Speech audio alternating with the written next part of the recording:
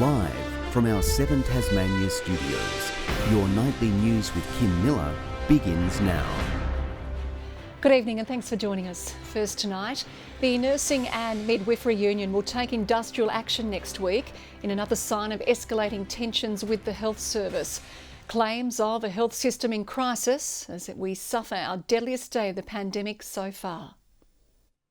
COVID weary and overworked, health staff have hit their breaking point. The Nurses and Midwives Union is set to strike at the Royal next Wednesday, saying it's exhausted all avenues to resolve workload and staffing issues.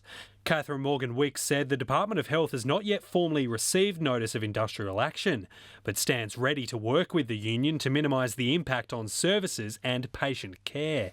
The union has long voiced its concerns over conditions, with long-term vacancies in the THS and skyrocketing furlough rates due to COVID. A member has said to me over the last few days is it's just become the norm to run on a night duty down one staff member. That would mean there's 8 to 10 patients that need to be spread across the remaining nurses.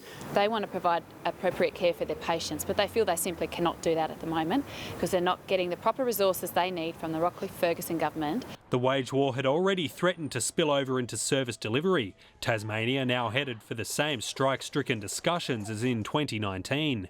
It comes as the state suffers its deadliest day of the pandemic. 4 Tasmanians dead with COVID. Another 166 positive patients in our public hospitals. Looking to stem the spread, the THS calling for virtual visits rather than in-person ones. We have the technology, nearly all of us have it in our pocket, and we're just encouraging people, if they can, to take that up. But not everyone does have that tech. Elderly patients at risk of missing out on interaction with loved ones. We'd like to see if the THS or the government have any solutions there or are thinking of ways that they may be able to help facilitate virtual visits for these people. In-person visits are still available if necessary, with time limits in place. Josh Duggan, 7 Tasmania News.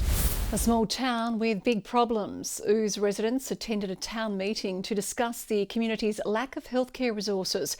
It comes after their only doctor surgery shut down in October upon failing to meet COVID requirements. A communal cry for help. People are dying. Ouse residents roping together after being cut off from local healthcare services, a necessity for the small town's ageing population. We deserve basic human rights.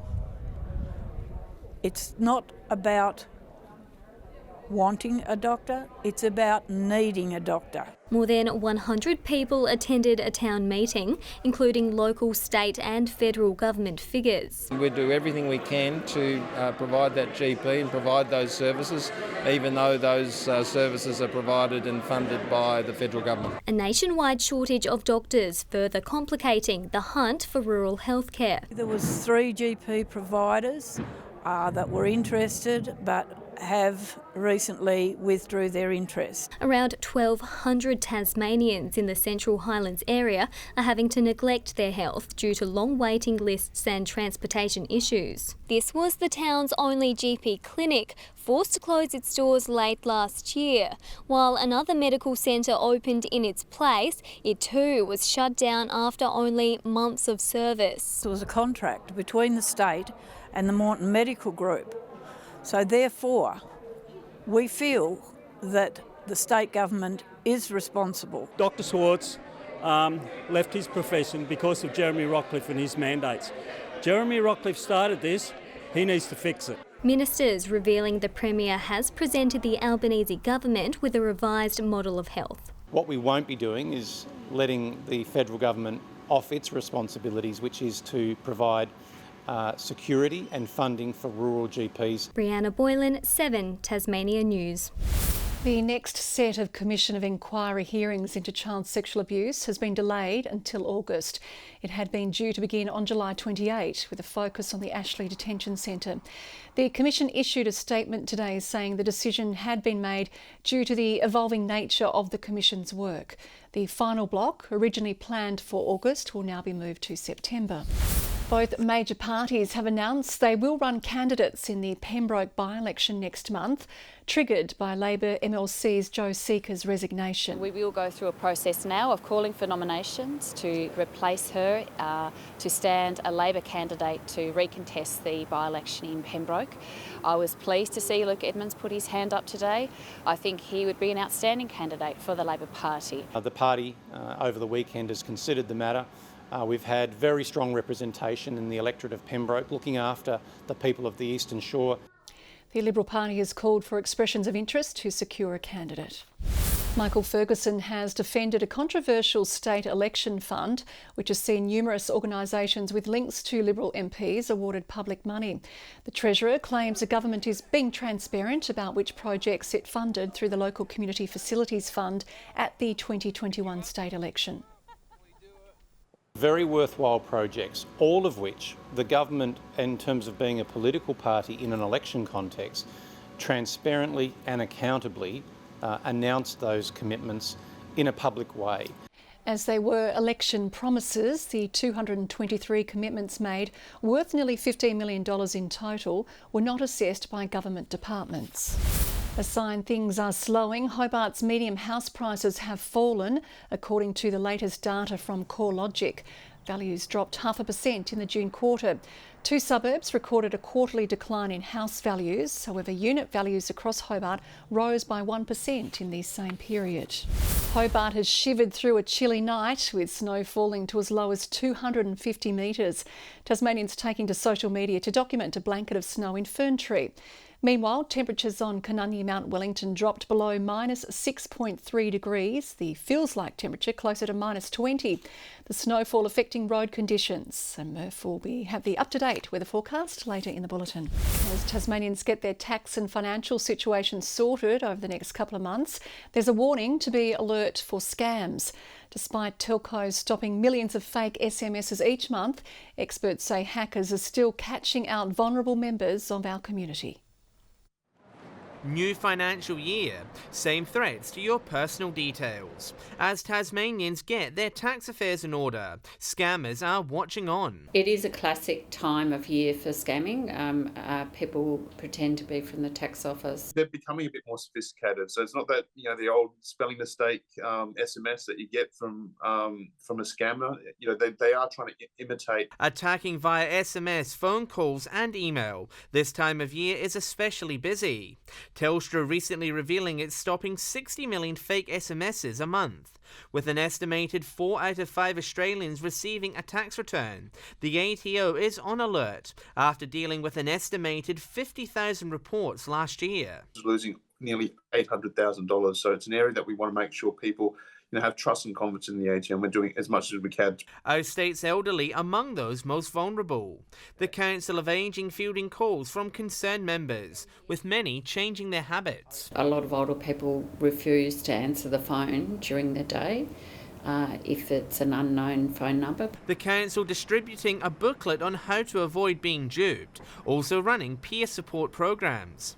Showing them the sorts of things that they can do to protect themselves and what to look out for. In a statement, Tasmania Police is encouraging anyone targeted by suspicious communications to report it directly to Scamwatch or the Federal Government Cyber Security Centre if financially impacted. We'll always ask you to just go directly to our website through your own means and not through that message, or we'll typically call you in a friendly voice. John Hunt, 7 Tasmania News.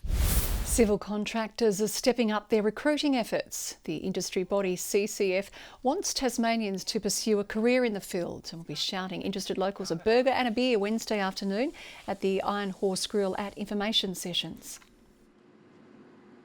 There's some massive opportunities in infrastructure at the moment, and we've got a big need to attract new people to the industry.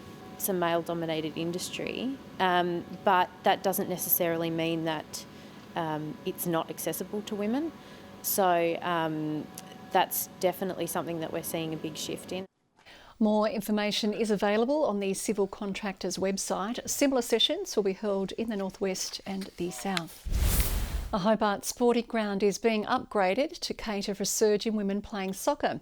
Clare Street Oval, home of the Newtown White Eagles, is getting a $1.3 million facelift as part of the Levelling the Playing Field program. A new pavilion will replace the ground's ageing toilet block, featuring new change rooms, accessible toilets and lockable showers. Everybody should be able to feel like they can participate in sport, and I think this upgrade is just one thing that we are doing. So this is really just the next step in the development of kind of the women's program at the club, making us feel even more included. The project is expected to take 5 months to complete. Tasmanian firefighters are preparing to climb to new heights for an important cause. A group from the Port Sorell Brigade will head to Victoria soon to raise awareness of mental health. The Port Sorell Fire Brigade is gearing up to take on a new challenge. 6 first responders are preparing to race to the top of Melbourne's Crown Metropole for this year's Firefighters Stair Climb. Well, the climb's been going for, I think, 8 consecutive years now, and it's all in aid to raise awareness about mental health and suicide prevention. We want everybody to know that as an organisation we support it and we understand what people go through. Climbing 28 flights of stairs while being weighed down by 25 kilos of turnout gear and breathing apparatus. The best way to describe carrying 25 kilos in a climbing environment such as that is going hiking in a sauna. Pushing their bodies to the limit to protect the community, while taking a step towards raising awareness for a cause close to their hearts. I know what it's like, so I'm doing it for them and for myself as well. I can't wait to do it and give it a really good crack. It doesn't just affect us first responders, it also affects family, friends, so it's for a really good charity. With only 54 days to go, training is in full swing. The intriguing thing with us, we come from a small town with not a lot of steps, raising money for a very big cause. So we will be utilising the Nature's high rise around the area, including Cradle Mountain and nearby national parks to assist with our training. As a brigade, they're hoping to raise $6,000, while the event is aiming for $600,000 across the 600 climbers. The more money we raise, the more support we can put behind people, the better off the world's going to be. The community is being encouraged to step up and donate via the Port Sorell Fire Brigade Facebook page. McKenna Bailey, 7 Tasmania News. Every Saturday for the past 2 months, 13-year-old Monty Moses from Longford has set up a stall at his local supermarket, collecting non-perishable goods for the homeless. Today, he and his dad made the trip to Launceston City Mission to drop off 2,176 items he hopes can go a small way to helping those less fortunate. When I went into Launceston with my father, I saw under a bridge and there were like around 50 homeless people just sitting there, and I just wanted to help in my own way. Launceston is estimated to have more than 200 homeless people and another 7,000 at risk.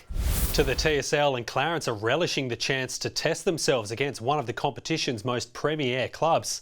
The Roos are on a high after a stirring win against Lauderdale on the weekend. The result hoisted them to 3rd on the ladder, a game clear of both Bombers teams. Their focus is now on North Launceston, who are coming off a thrashing at the hands of the Blues. North Launceston have been one of the strongest teams in the competition, as we all know, for the past fair few years. So yeah, we're really looking forward to going up there on the big deck and trying to use our leg speed. That match will be played at UTAS Stadium on Saturday. And of course that brings us to the Cripps TSL Player of the Year votes from a thrilling round 16. The umpires had a lot of love for Kieran Lovell, giving him 3 votes against North Hobart. James Preshaw snagged 3 votes for a second week running, with another impressive showing for Clarence. And Launceston skipper Joby Harper will collect 3 votes for his best on-ground performance against crosstown rivals North Launceston.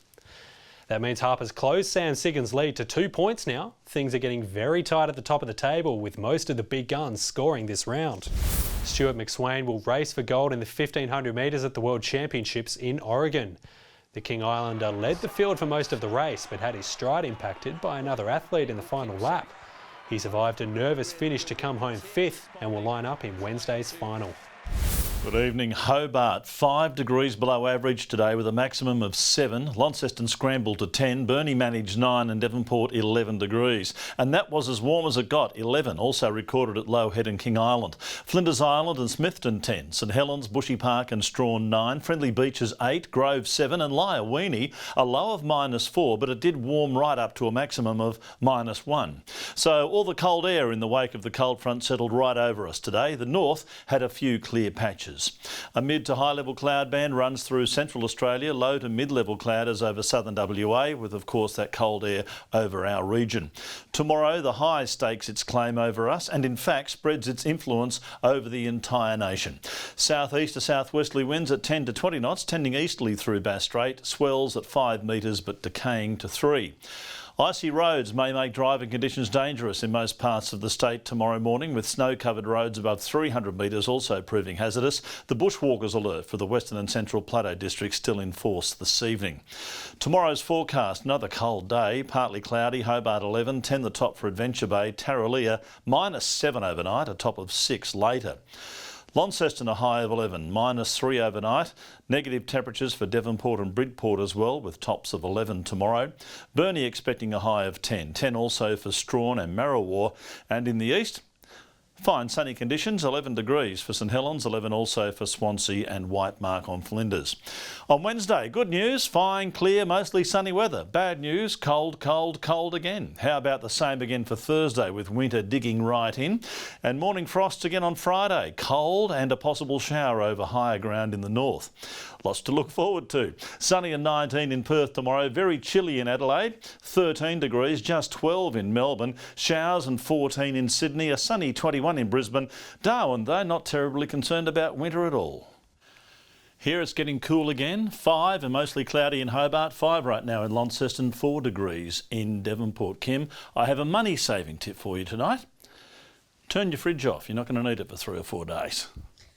I'm not sure I'm going to pay to heat the place though. Thanks, Murph. And that is all your news for now. We'll be back later with updates. Thanks for joining us. Good night.